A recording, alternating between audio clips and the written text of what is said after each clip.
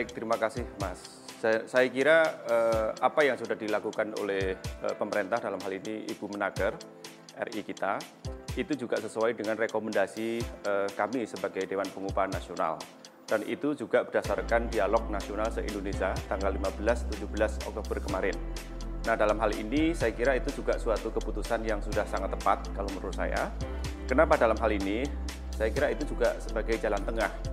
Karena semuanya di saat pandemi COVID seperti ini, saya kira siapapun pengusahanya, tanda kutip ya, mobil khusus sektor tertentu, itu semuanya juga akan turun dalam hal ini. Dan juga ditambah inflasi dan pertumbuhan ekonomi sendiri. Ya, ini saya kira juga suatu langkah yang saya kira juga sangat adil dalam hal ini perspektifnya, terutama pemerintah sangat bijak mengambil jalan tengah antara kepentingan pengusaha dan kepentingan pekerja strip buruh itu sendiri. Saya kira itu juga solusi yang sudah sangat tepat.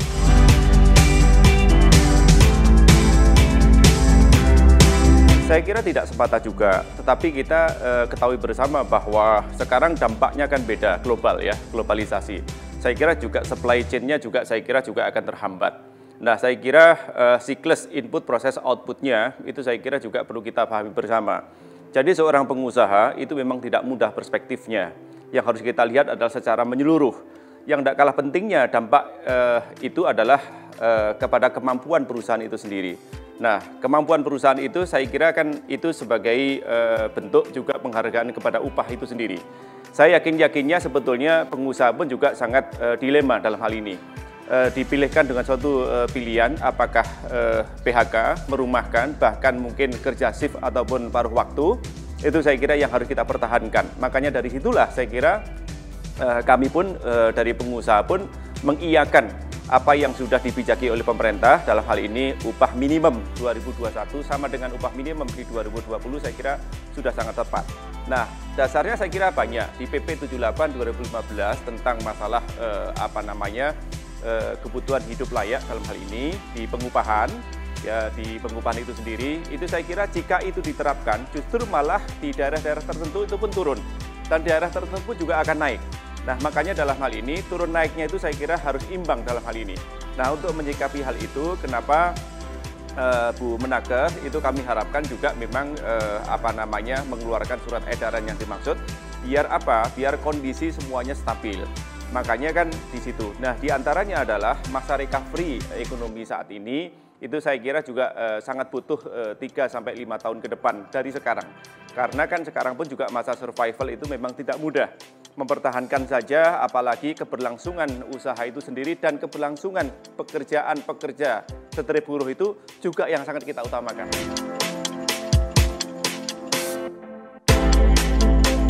Ya, karena begini Mas, urat nadinya usaha itu kan cash flow ya, sama dengan cash inflow minus cash outflow.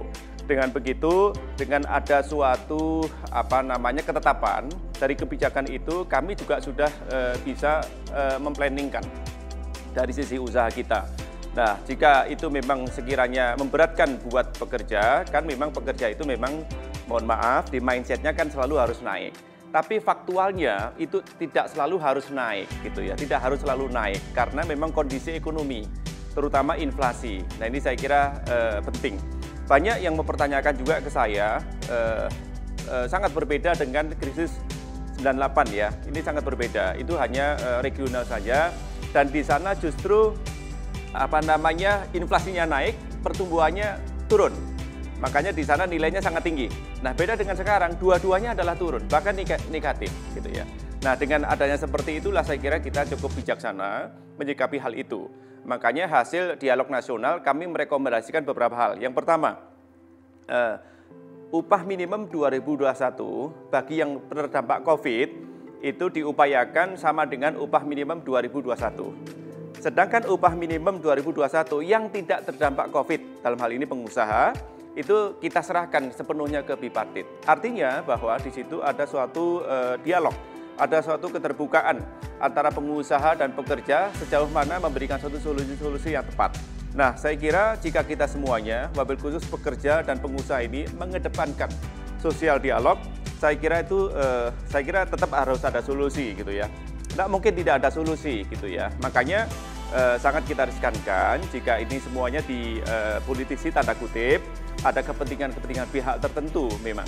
Nah, saya kira wajar-wajar saja ya, karena di regulasi juga dikedepankan itu adalah sosial dialog. Kecuali sosial dialog itu sudah buntu. Itu, Mas.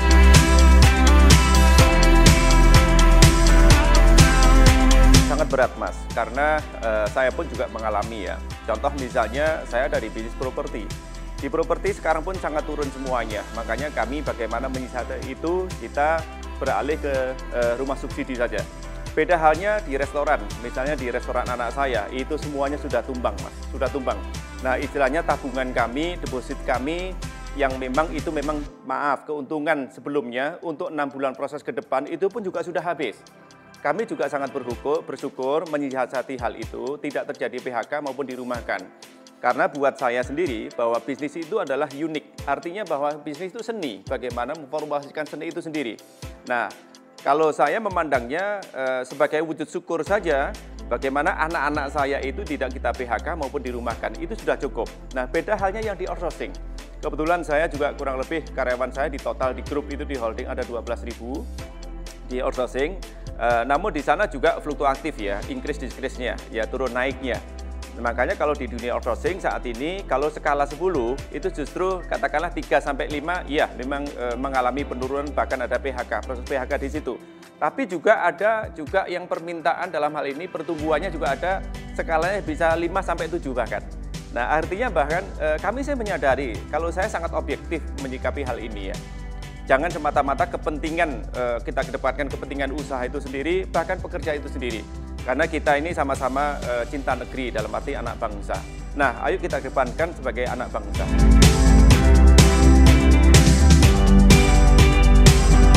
Ya, saya kira wajar-wajar saja ya. Saya kira karena perspektifnya buruh itu kan melihatnya daya beli ya. Bagaimana kebutuhan pokoknya wabil khusus dengan keluarganya tercukupi. Nah, itu sama dengan kan inflasi. Tapi beliau kan tidak tahu sejauh mana inflasi pertumbuhannya di Indonesia. Nah, saya kira seperti kita ketahui bersama bahwa inflasi kita maupun pertumbuhan ekonomi kita adalah negatif. Nah, ini saya kira perlu kita pahami bersama. Nah, saya kira juga wajar-wajar saja. Tapi memang melihatnya perspektifnya hanya parsial dari sisi pekerjaan itu sendiri yang dia lakukan. Nah, sebetulnya kami pun juga terbuka. Di regulasi juga artinya itu difasilitasi jika pekerja maupun buruh, dalam hal ini yang diwakili oleh serikat pekerja itu, boleh mengetahui kondisi keuangan perusahaan itu sendiri. Nah, saya kira cukup fair, saya kira perusahaan tidak mungkin serta-merta jika memang perusahaan itu mampu. Dan di regulasi, di PP 78 pun di pengupahan itu juga difasilitasi. Sama dengannya, di luar inflasi dan pertumbuhan ekonomi adalah sesuai dengan kemampuan perusahaan. Nah, saya kira kemampuan perusahaan itulah yang perlu kita garis bawahi, kita perlu tekankan. Nah, disitulah sebetulnya tanda kutip mungkin berat untuk keberlangsungan usaha itu sendiri.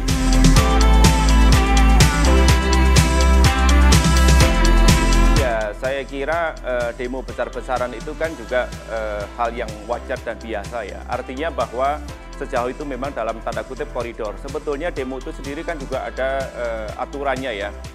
Setelah dalam hal ini jika dialog itu perundingannya tidak ada titik temu alias jalan buntunya gitu ya. Nah, itu baru kita lakukan demo. Saya kira biasa-biasa saja. Namun jika yang kita khawatirkan ini demo yang ditunggangi hal-hal tertentu dan berbuntut terhadap anarkis gitu ya. Nah, saya kira itu hak pekerja dan dilindungi oleh undang-undang gitu ya. Namun saya kira harapan kami kedepankanlah sosial dialog. Saya kira itu hal yang sangat penting. Kami pun juga di DPNAS, di Dewan Pengupahan Nasional dan Dewan Pengupahan Provinsi, Kota maupun Kabupaten juga merekomendasikan hal yang sama. Merekomendasikan yang sama bahwa jika tidak ada titik temu, kedepankanlah sosial dialog. Dan kami juga merekomendasikan untuk upah minimum 2021 yang tidak berdampak sekiranya itu kenaikannya, penyesuaiannya itu kita serahkan kepada bipartit.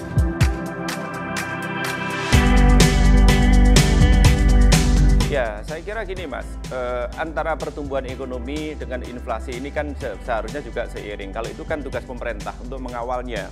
Namun kita ketahui bersama dengan krisis global seperti ini akibat pandemi, itu kan supply chain-nya, pemasoknya dari rantai pemasokan itu kan lintas negara pun juga mengalami tersendat-sendat gitu ya.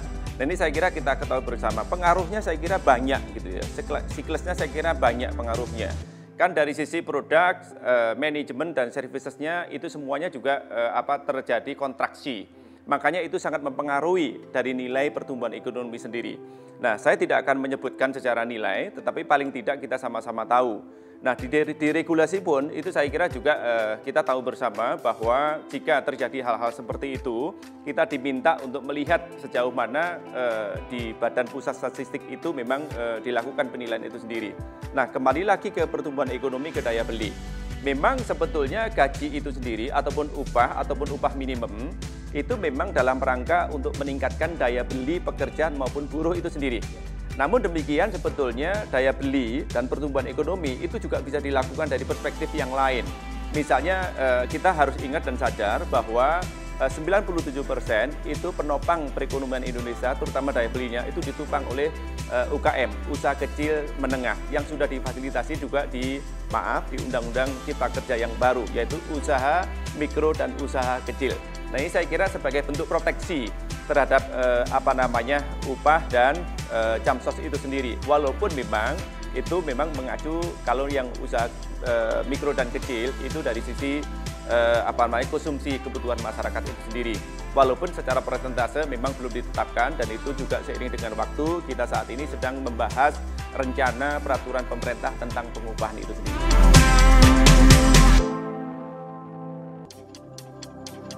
Ya.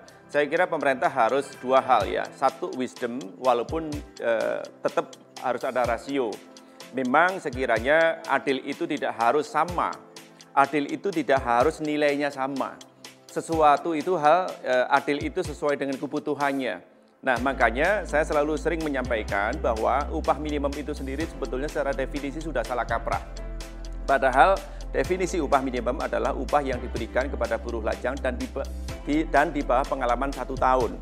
Kenyataannya upah minimum diberikan kepada yang rata-rata sudah berpengalaman 5, 10, bahkan 20 tahun. Dan ini saya kira kita harus membongkar itu semuanya, jangan sampai di otak kita punya perspektif bahwa upah itu adalah semata-mata adalah upah minimum yang jadi upah efektif. Itu kan pemerintah, kenapa hadirnya pemerintah harus menetapkan upah minimum, karena itu sebagai safety net, sebagai jaring pengaman.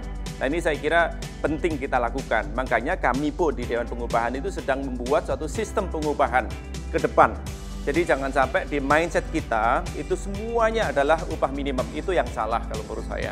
Makanya kita harus keluar out of the box, koridor itu, bagaimana kita Indonesia ke depan itu memang betul-betul memang kita berpihak kepada pekerja maupun buruh itu sendiri sesuai dengan apa yang sekiranya dibutuhkan oleh dunia usaha dan dunia industri itu sendiri.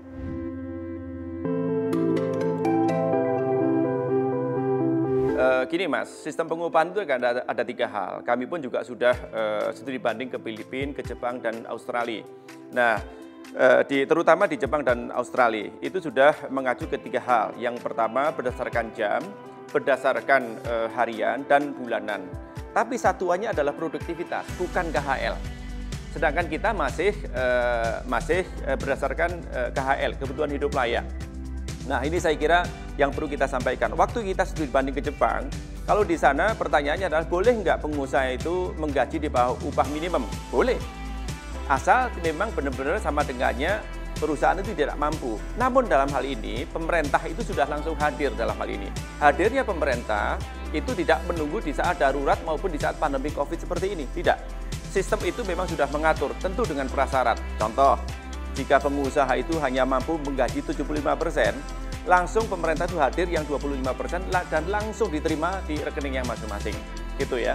Nah, itulah sistem yang ada di Jepang waktu kami studi banding. Nah, adapun misalnya di Jepang itu sendiri, jika misalnya tidak ada titik temu tripartit maupun bipartit antara pemerintah, pengusaha, dan pekerja setri buruh itu sendiri, itu diserahkan ke unsur akademisi maupun unsur pakar. Nah, dengan begitu, objektivitasnya, perspektif dari sisi upah itu sendiri bisa dilakukan sesuai dengan harapannya. Nah, tidak ada jalan buntu di sana. Nah, saya kira jika itu minimal, tentu memang sistem pemerintahan kita dan budaya kita memang berbeda. Beda halnya dengan sistem pengupahan yang di Australia. Di sana contoh misalnya kalau kita cukup mau bekerja 3 jam, boleh. Langsung siklus sistem itu ada yang mengatur. saya cukup bekerja misalnya seminggu cukup 3 hari saja, boleh, boleh. Sistem itu sudah mengatur gitu ya. Nah, sedangkan di kita itu semuanya masih informal. Nah, formalnya di kita itu masih mengacu ke man alias bulanan saja, bukan man hours maupun man days itu sendiri. Walaupun itu sudah ada permenakernya. Namun demikian, sistem di kita mungkin dalam arti perspektif budaya, termasuk mungkin juga masalah ekonomi di Indonesia ini belum mendukung ke arah sana. Tapi saya kira jika pemerintah terus berupaya dan terus melakukan perspektifnya, maaf tanda kutip, tidak sebatas pemenuhan kebijakan saja, yang tanda kutip juga sama dengannya politiknya, produknya produk politik, tapi keberpihakan kepada pekerja serta buruh itu dikedepankan. Nah, termasuk juga keberlangsungan usaha yang tidak kalah pentingnya dari sisi usaha itu sendiri. Dan ini juga saya kira penting melihatnya ke sana. Nah, saya kira di saat-saat seperti ini kita sebetulnya harus menyadari bagaimana kita ini sebagai anak bangsa mengedepankan kepentingan bangsa tanda kutip secara nasional, bukan kepentingan kelompok gitu ya. Makanya baik pengusaha maupun pekerja jika mereka juga hanya melihat kepentingan kelompok, saya kira juga belum merepresentasikan dari kepentingan secara global, yaitu angkatan kerja kita 136 juta. Sedangkan angkatan pekerja kita paling banyak adalah informal dibandingkan dengan formal itu sendiri dan bahkan dibandingkan dengan pekerja maupun buruh itu sendiri. Nah, ini saya kira melihatnya kita harus secara objektif gitu ya. Nah, kepentingan nasional itulah yang harus kita kedepankan.